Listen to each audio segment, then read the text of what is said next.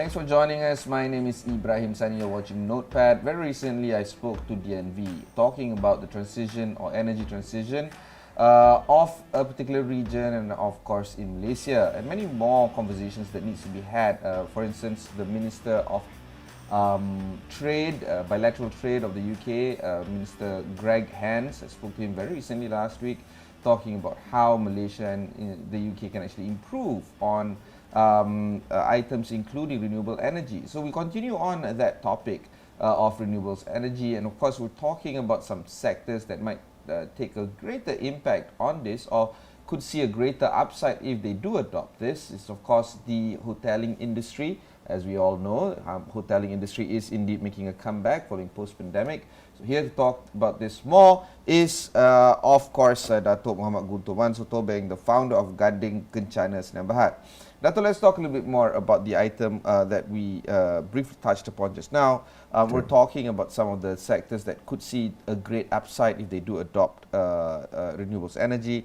Maybe you can talk to us to that effect in terms of how hotel can actually benefit from renewable energy. Thank you very much, Ibrahim. First of all, Malaysia Productivity Corporation has set up a unit, they call it Tourism Productivity Nexus. This task force is supposed to do study on increase on productivity of hotel and to increase the profitability. There are altogether about 4,700 hotels registered with the SSM, a company commission, and out of there about 388 are 5-star hotel. 4,300 are 3-star and budget hotel. So the energy consumption that we look into the record is that 15% of their OPEX are from energy. So from ESCO, from the energy study, if their consumption of electricity is more than 5%, that means that their energy consumption is inefficient. So in order to reduce this energy consumption... 5% total OPEX. Yeah, 5% to total OPEX. So they're supposed to reduce to 5% or 6% of the total OPEX. In order to do this, then government already provided a scheme, they call it Energy Audit Conditional Grant. Using this energy audit conditional grant, you can come in and do study and identify energy saving measure, and you can implement the energy audit. To make matter worse, when the government introduced the energy tariff adjustment recently, for those who are in tariff C, C1, C2 commercial, and E, E1, E2 industry, these are the tariff the consumer which will be affected, which means that they will be imposed with a 20-cent surcharge. If now they are paying 36 cents, they will be paying 56 cents in beginning January 2023. So in order to overcome this issue, there are two recommendations that we identify. Number one, you have to do energy audit. So with energy audit, you have potential to save about 30% of your electricity consumption. For hotel, unfortunately, the condition of this energy audit is that in order for you to get the grant, you must be consumer of 100,000 kilowatt hour per month. Whereas the budget hotel, their consumption are normally about 220,000 kilowatt hour per month. So in that sense, that means that 388 hotels, we are 5-star hotel, they consume about 1 million kilowatt hour per month. They are entitled for this grant, but the budget hotel who are bigger numbers, they are not entitled for it. So we are appealing for the government to open up and give this energy audit grant to the 3-star and budget hotelier, so that they can also participate in this program and implement energy saving measure, and they can do it at zero cost anyway. So these are the area, the recommendation that we want to put to the government. So who in the government we're talking about? Is it the Energy Commission or somebody else? Okay. Energy audit grant is a mechanism introduced by SEDA, Sustainable Energy Development Authority. In order to apply for this grant, you must engage REM, Registered Electricity Energy Manager. We have about 1,800 REM available in the market. So you can engage, hotelier can engage any one of these REM to become their applicant, to apply for them, fill in the form, and then they can give you approval and you can implement energy audit. So the result of the energy audit, they will come in 3 forms. Number one is the no cost measure, low cost measure, and high cost measure. The low cost measure is very simple, switch off when you are not using it. The medium cost measure, one of them. Yeah? The medium cost measure is where you do maintenance. You clean the filters, you clean the filter, you maintenance of it, heat exchanger, you maintain it. And number 3 is high cost. High cost is where you change the equipment. So in order for you to implement this energy saving measure, it involves some cost to the hotelier. But under the government, under the Energy Commission regulation, they have registered about 150 investors. They call it ESCO company. So this ESCO company are willing to come in and do it at zero cost and share the saving with the hotelier. So in this sense, it's a win-win situation. Government wins, ESCOs win, and the hoteliers will reduce their cost. So over 5 years, then the system can be handed over to the hotelier.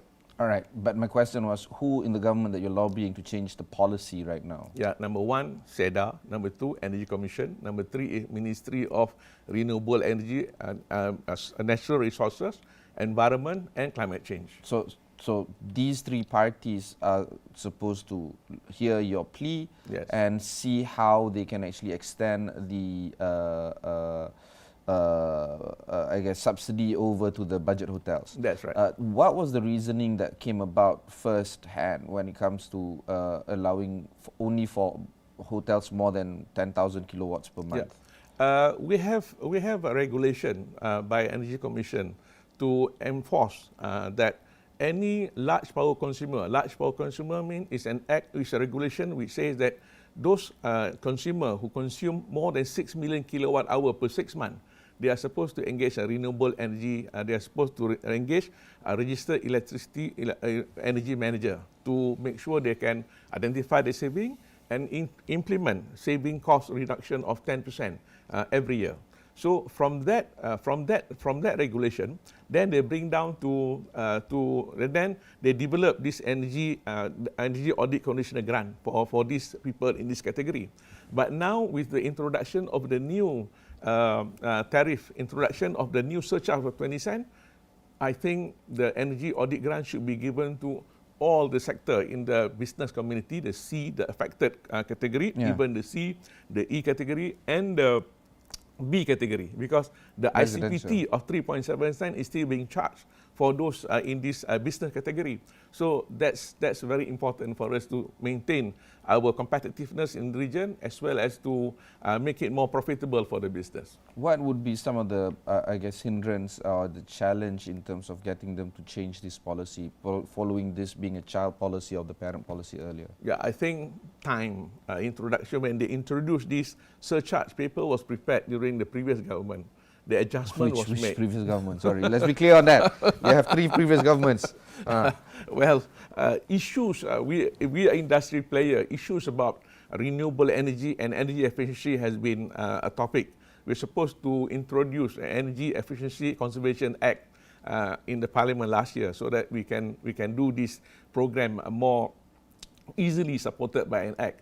But unfortunately, it was not able to present last year because due to general election and so on. So the new government come in and the tariff revision was supposed to be done, but they changed it into adjustment of the tariff with 20 cents surcharge. So impact on this is about 40% increase on electricity tariff on the affected consumer sector. So in order to mitigate this issue, I think this is one of the options that the industry would like to propose. Okay. And the other area besides energy efficiency, renewable energy is also another sector. We have a net energy metering scheme where you put solar panel on the rooftop. I see Astro, so you have done the installation. Yeah. So what we can do is that you engage a registered PV investor to come and invest on the solar panel, and then you put on the hotel rooftop. If the hotel is paying 50 cents, 50.9 cents at the moment tariff, so having solar panel on the rooftop, the investor can give you a lower tariff than what you are paying. So first you get free installation, free investment, then you got saving on the tariff, so you can both win-win situation. But and then the collection of the tariff, you can ask TNB to do the collection for you under TNBX, under SARE, Supplementary Agreement of Renewable Energy Agreement. Okay, thank you very much. We'll go for a short break. When we come back, we'll discuss a little bit more on the topic of renewable energy.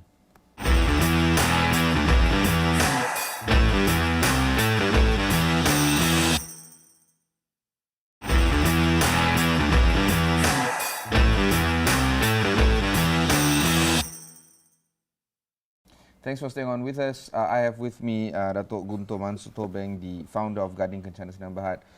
When we talk about cost savings, we're also talking about investment outlay.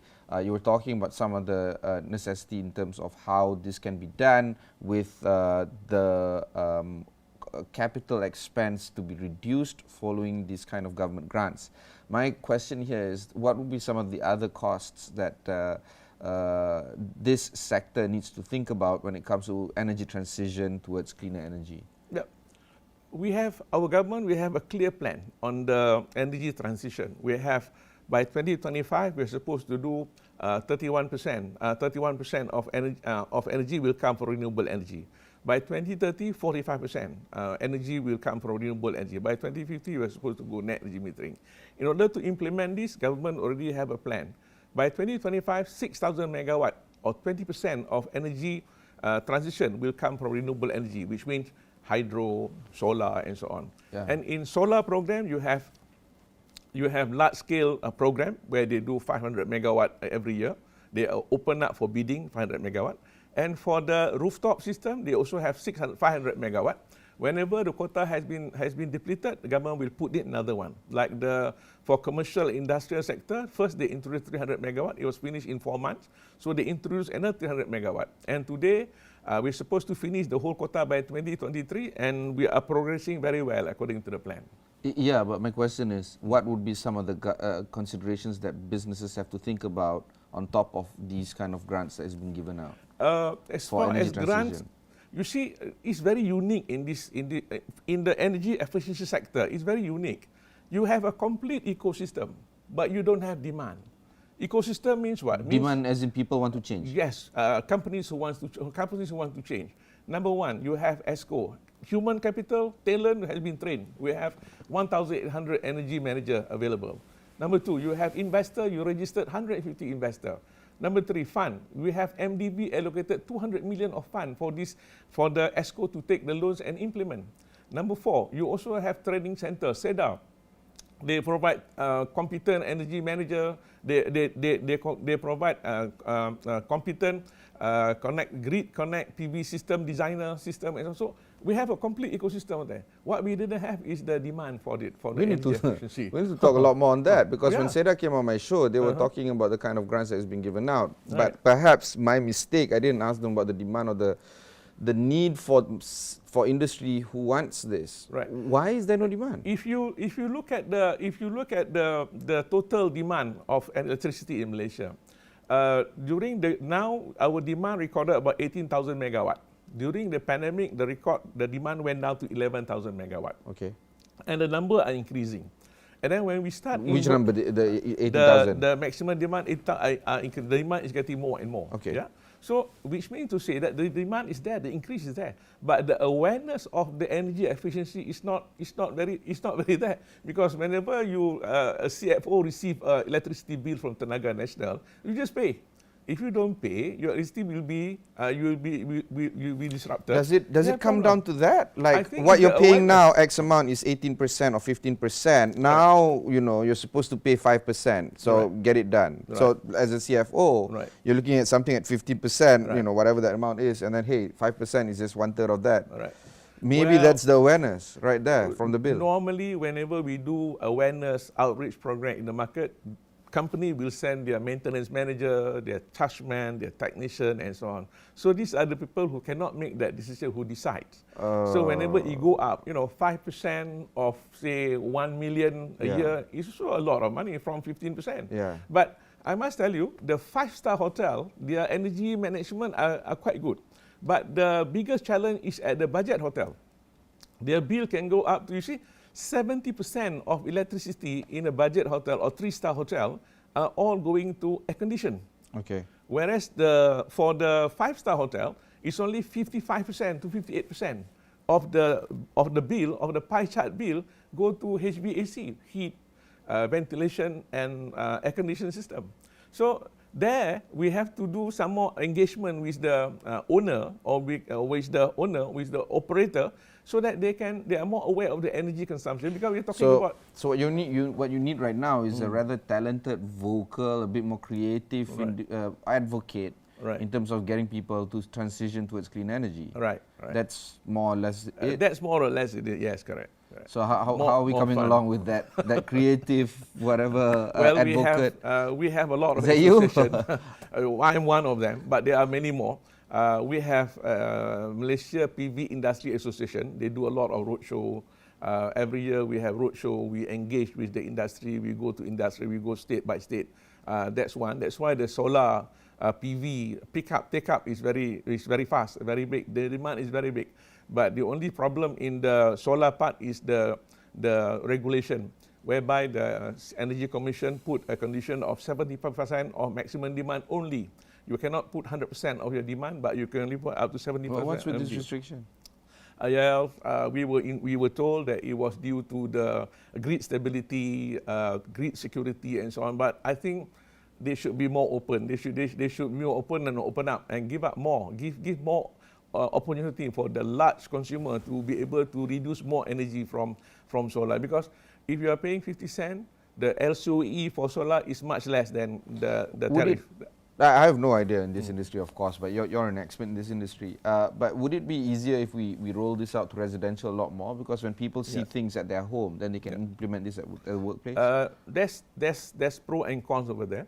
The residential sector, although you have 51% of the demand for electricity come from residential sector, but there are different strata. In the domestic tariff, A tariff, you have 5 category, 21 cents. If you use up to 200 kilowatt hour, 21 cents, 31 cents, and the highest one is 57 cents. The 57 cents are all the T20 group, who normally have aircon, who normally have swimming pool, compressor, and so on, and their bills are 1,000. There are about 180,000 customers who pay more than 1,000 ringgit bill every month. Residential. So these are the target group that we want to tap, and it's very difficult. So we have been proposing to the government. We have got credit card payment term, we have got interest-free loan, and so on, but still take up is not as good. So we have been proposing to the government that you should install a solar panel and deduct the cost of solar panel from the electricity bill.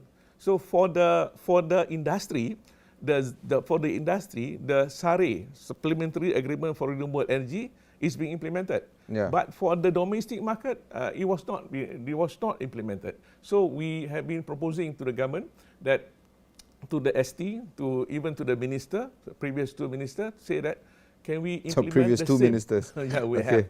have the previous two Okay. government. Yeah. So I introduced the idea, but there was no take up from the government. So I hope this time around with the Madani government, probably we can do that so that people can use renewable energy, green energy, solar energy at a cheaper rate than tariff, and contribute to the reduction of carbon emission. One could argue that this ministry is a little bit more dynamic because of the climate change aspect in it. Right. Do you believe that is going to be a little bit more optimism in terms of the ministry building policies that is, I guess, favorable to what the market needs? Yeah, because the renewable energy sector is moving very dynamically. First, we have solar. Before we introduce solar, we have feed-in tariff, and then we have net energy metering, then we have large-scale solar, and so on. So today, when large-scale solar is about like commodity already. We have about 222. We have about 222 registered PV service provider. These are competent people registered with SEDA. They can do the installation for you. That's a lot. And you also have about 250 PV investor, so who are willing to come invest on your rooftop and sell to you electricity at cheaper tariff than the grid. So everything is already there. But what we need over here is that, number one, the easy payment scheme for the easy access to the system for the domestic market. For the commercial industry, it's already there. People are using it, and the demand is very high. First, government introduced 300 megawatt. It was finished in 4 months. Now, government introduced another 300 megawatt. The balance of today, after 2 years, is only about 122 megawatt. So the demand is very good. But for the energy efficiency, very slow. Even though you have energy audit grant, you do it, but for ESCO to implement the energy performance contracting, the zero capex investment program is still very slow. So those are the areas that we can do. And then the next move is the renewable energy certificate. We have high quality factory manufacturing investment come into Malaysia. They say we want renewable energy, But since you don't have renewable energy to inject direct to my factory, can I buy carbon offset? We call it REC, renewable energy certificate. So now, the government has already started a new scheme. They call it Corporate Green Power Program. So in this program, a developer, solar farm developer like me, before I can get a license, I must confirm off-taker for the carbon. So meaning I have to look for corporate consumer who are willing to buy my carbon from the plant. Then I will be given the license to set up my plant. So I think this is also a good program that is good for on the renewable energy. But the energy efficiency, we need to do more on that side. Do you feel that there are some overlapping roles in terms of SEDA, for instance, Energy Commission, the Ministry, and other regulators that may be involved, in fact, Tenaga as well? Do you feel that there could be some a better collaboration or even a dissolution of some of the bodies in order for us to streamline the policy making and regulations of energy here in Malaysia? I think they are all in sync. Everybody is complementing each other's roles. What we don't have is the willpower, the political willpower to implement certain policy. And you know, in solar industry, we're talking about 50,000 employment opportunity. For every megawatt peak installed, you need 30 packs. If you have 600 megawatt, you need about 18,000 workers to do an installation. And we are grateful that SEDA implement this program, and then HRDF are giving some incentive for those who participate in this program. So we have abundance of talent in the market who can implement this program. Yeah, but not advocates or marketeers on this. We need some more. We need to do more. We need more. Okay, finally, the question of timeline. Where do you see, yes, you were mentioning about the government's timeline in terms of rolling out this energy transition program, but on the real adoption level, what would be some of the ideas that you can share with us in terms of your gut feel on the take-up rate, knowing that the industry wants to continue on with status quo and you guys want change and that transition is not really happening quite fast? I think the tariff adjustment is an impetus to spur more renewable energy adoption in the industry. Although in other part of the world, maybe in Europe and US, they are looking at renewable energy as a green solution. They don't mind to pay a premium. Yes. But in Malaysia, we still look at something cheaper than what they are paying now. Okay, I'm going to stop you right there. Okay. Why not we talk to the government saying that if in the industry does not adopt, they will pay severe penalty in terms of you know, probably in the next budget, government can start looking into carbon tax. Where if you use too much electricity, like 50%, then you'll be imposed certain surcharge. And, there you go. And so on. So you disincentivize people to continue on the status quo, you incentivize people to move forward. That's correct. A bit punitive to speak, but no, honestly. We can start small. You don't have to start big. You can start small as carbon tax. So it's already opening up that because we already have a REC implemented. We need more talent in our REC industry because today a lot of companies from overseas, like Singapore, come. They want to buy our carbon from our factory, our plant. But the large-scale solar carbon belongs to TNB because we signed the PPA. But the NEDA grant is ours, so we can trade on that one. So those are the areas that, and then in fact, government should open up. Energy Commission should open up more on renewable energy, like. We talk about peer-to-peer. So we have got customers who want to buy but cannot afford. Can I share with my neighbor to put one system on the rooftop? Yeah, why not? Yeah, so that's called peer-to-peer. So that program has been tested on alpha, on a beta scheme. But now it's supposed to be ready. We should look into that. Number one. Number two is the third-party access. Third-party access means like cement plant who pay 1.5 million ringgit bill a month in order for them to run the plant. So they should be allowed to buy directly from the industry. And then we have been negotiating with the TNB about wheeling charges. I have solar farm in Bidor. I have a customer who is in Kulim. They want in Penang, they want to buy. They can buy from me. I pay to Tenaga National a wheeling charges to send my energy right to them. And right on the so you pay the carriage fee, so to speak. So there are many mechanisms that can be done in order to open up more.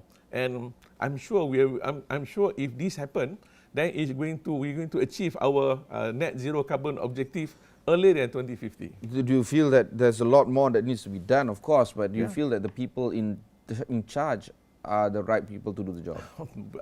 Maybe they have to balance between the market demand, the grid stability, grid security, and affordability. As far as affordability is concerned, the LCOE for solar, levelized cost of energy solar, is definitely cheaper than the tariff, so it could be open.